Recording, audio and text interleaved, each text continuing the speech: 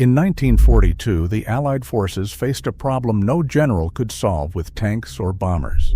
They needed to move mountains, build roads through jungle, carve airstrips out of Pacific islands overnight. They had one secret weapon, and it wasn't a weapon at all. It was one man, and almost nobody knows his name. Mud, jungle, swamp, coral. Every front in World War II brought its own kind of hell. The Allied armies weren't just fighting bullets and bombs, they were fighting the ground beneath their boots. On Guadalcanal, the jungle swallowed men whole. Soldiers hacked at tangled vines with machetes, sweating through uniforms soaked in rain and fear, while Japanese artillery watched and waited.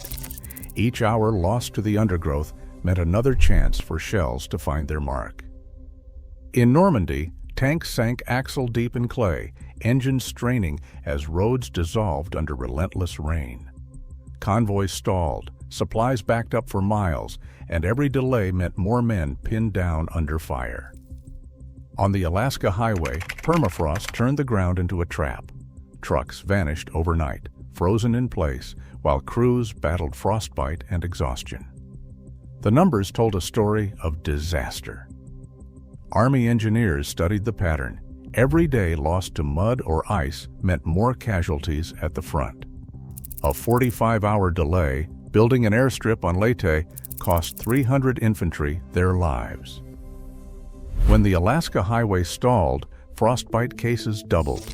Miss a deadline for a supply road and losses could spike by 12%.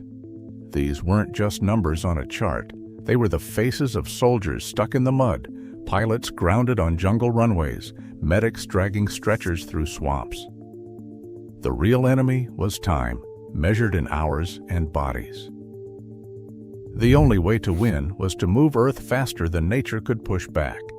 Shovels and picks were no match for the scale of the problem.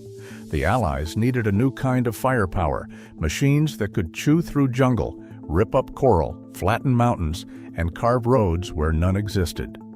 Without them, the war would grind on, and the cost would be measured in blood. The generals knew it. The engineers pleaded for help.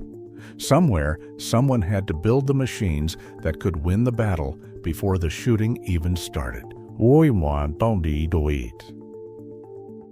Robert Gilmore LeTourneau was born in Richford, Vermont in 1888. He left school after the 6th grade. No diploma, no engineering degree. At 14, he walked into a foundry and started working with iron. The world called him a dropout. He called it an opportunity. By 1906, the San Francisco earthquake hit.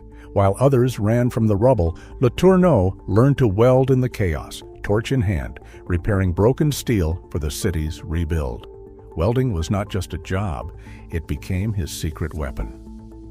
At 21, he opened his own welding shop in Stockton, California. No backers, no blueprints, just grit and a mind that saw machines everywhere. He built his first earth scraper by hand, not from a kit, not from plans, just pure trial and error. In 1921, he filed for his first patent, U.S. Patent 1,470,853. It was an all-welded scraper, lighter and stronger than anything on the market. One man could run it. No crew needed. Rivals used rivets. LeTourneau used welds.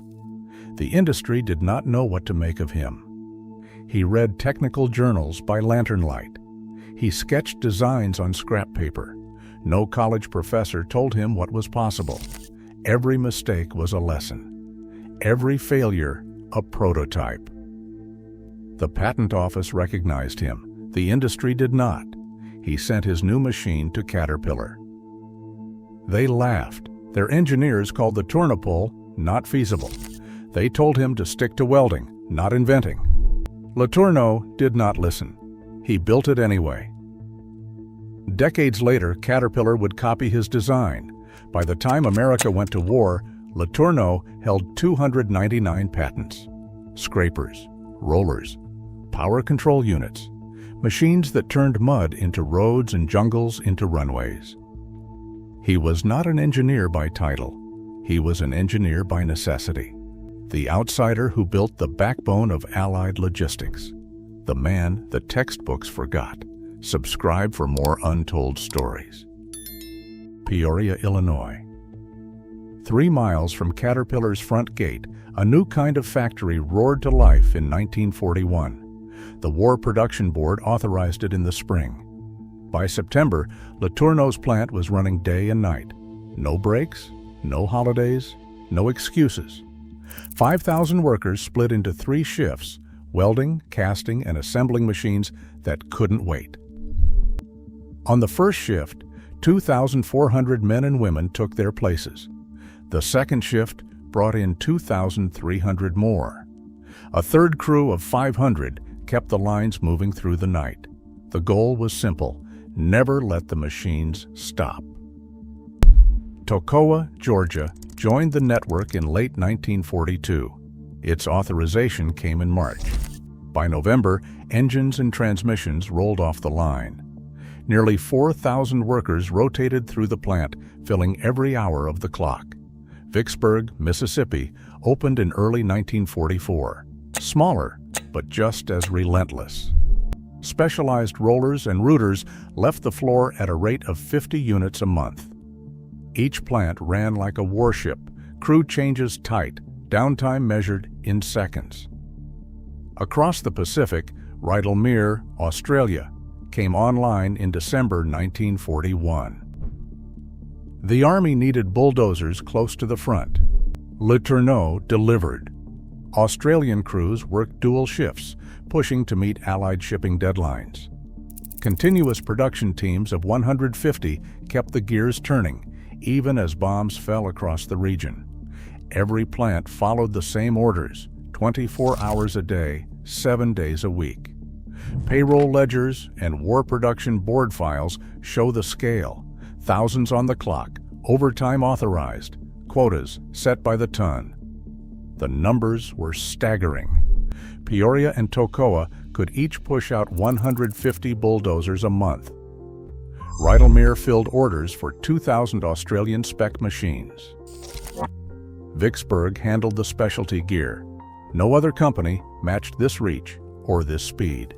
This was the backbone of the Allied advance, built in the dark, fueled by sweat, delivered by the forgotten hands of LeTourneau's army. Numbers don't lie. LeTourneau's machines flooded the war effort. 14,000 bulldozers, 10,000 carryall scrapers, 1,800 turnipulls, 1,600 sheep's foot rollers, 1,200 rooters.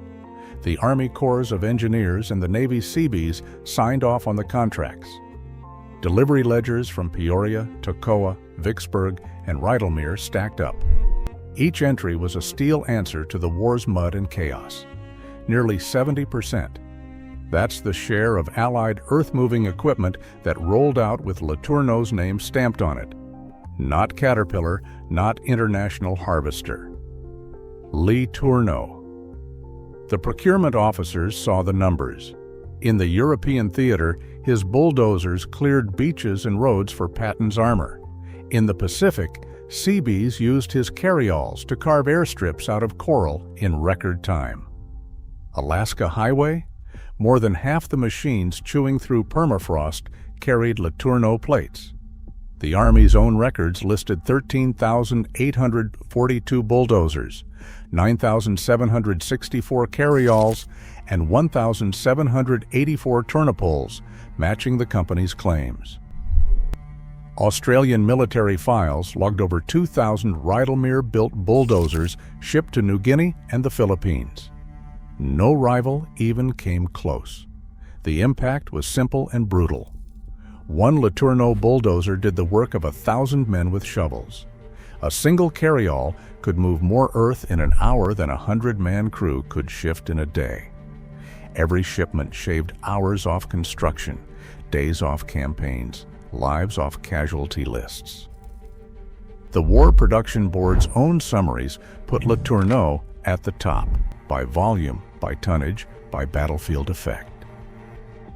In the factories, the output never slowed. On the front lines, the machines became the backbone of Allied logistics. The forgotten man had built the muscle that kept the war moving. Pacific Islands turned into battlegrounds overnight. The first assault wasn't by infantry. It was by machines. The Seabees, the Navy's construction battalions, hit the beaches with LeTourneau's gear strapped to landing craft and, when needed, dropped from the sky. The D4 Tourneau wasn't just compact.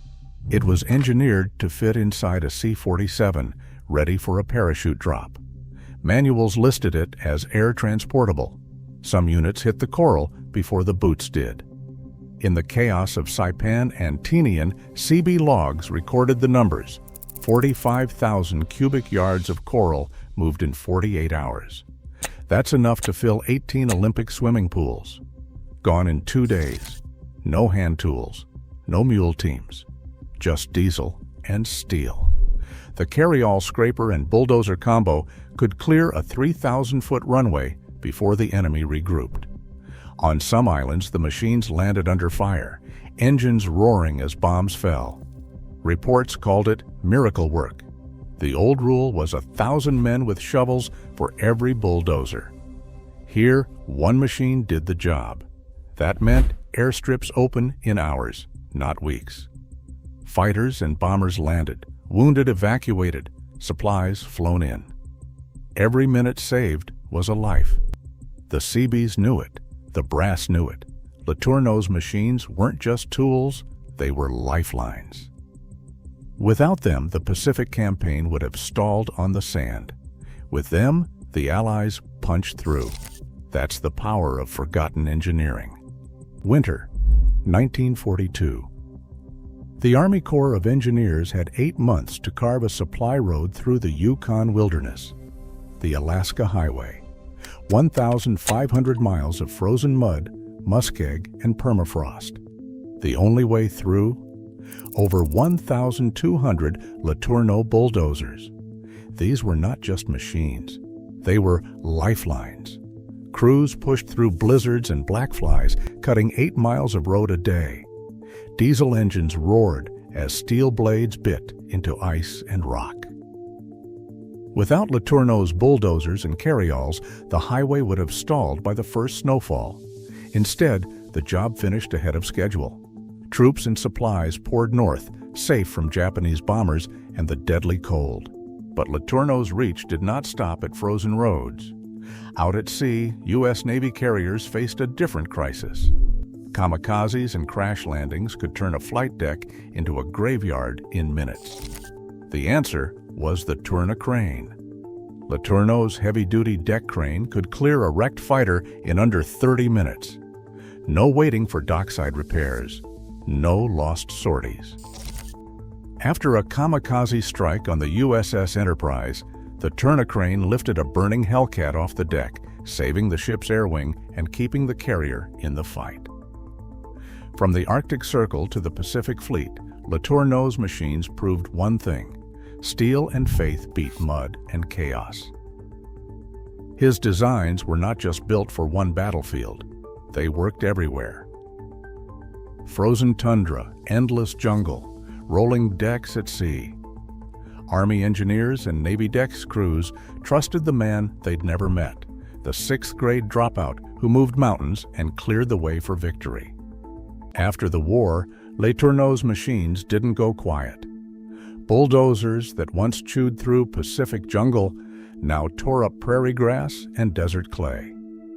The blueprints that won battles became the backbone of America's next great project, the Interstate Highway System. Crews across the country fired up LeTourneau scrapers and rollers, moving dirt by the mile, laying down the roads that would bind the nation together. The same engineering that carved runways under fire now built the arteries of American commerce. Every stretch of new highway carried the stamp of wartime innovation: faster, stronger, built to last. LeTourneau's name ran on contracts coast to coast, but in 1953 he made a move nobody saw coming. He sold his entire earth-moving empire, including factories, patents, and everything, to Westinghouse Electric. The deal was worth $31 million, a record-breaking sum for heavy industry at the time. Overnight, the company that had supplied nearly 70% of Allied earth-moving equipment changed hands. Westinghouse wanted the patents, the machines, the market share. LeTourneau handed them the keys and walked away. But the sale wasn't defeat. It was a calculated handoff. The war machines had done their job. Now they would build highways, suburbs, and cities. The American landscape would never look the same. And LeTourneau? He was just getting started. LeTourneau didn't just build machines. He built a legacy of giving. While most industrial giants hoarded fortunes, LeTourneau turned his on its head. He lived on 10% of his income. The other 90%? He gave it away. IRS filings and foundation records confirm it. Year after year, millions flowed out, never in. Mission boards, scholarships, hospitals, disaster relief. Money moved as fast as steel off his assembly lines. He called himself God's business partner. His famous line echoed through every boardroom and church hall. I shovel out the money and God shovels it back. But God has a bigger shovel. For LeTourneau, profit was just fuel for a higher purpose. He saw his factories as more than plants. They were ministries with welding torches. Every dollar earned was a tool for good. In 1949, he put his faith into concrete and brick. He founded LeTourneau University in Longview, Texas. The charter spelled it out, a Christian center for engineering and technology. Not just another technical school, a place where faith and engineering worked side by side. The first classes met in converted Army barracks. Veterans studied engineering with Bibles on their desks. LeTourneau poured his own money into the campus. He paid for scholarships, labs, even the first textbooks. The goal was clear: train a new generation to build and serve. By the end of his life, LeTourneau's foundation had given away more than $5 million. 90% of everything he earned gone to others. He saw wealth as a responsibility, not a trophy. His machines changed the world. His giving changed lives. One man with a 6th grade education, 299 patents, and a vision built 70% of the machines that won a world war. His bulldozers replaced armies of men. Caterpillar turned him down. History almost erased him. Yet his machines still shape America's roads, oil fields, and classrooms. LeTourneau proved industrial giants can be forgotten, but their legacy moves mountains. Subscribe for more untold stories.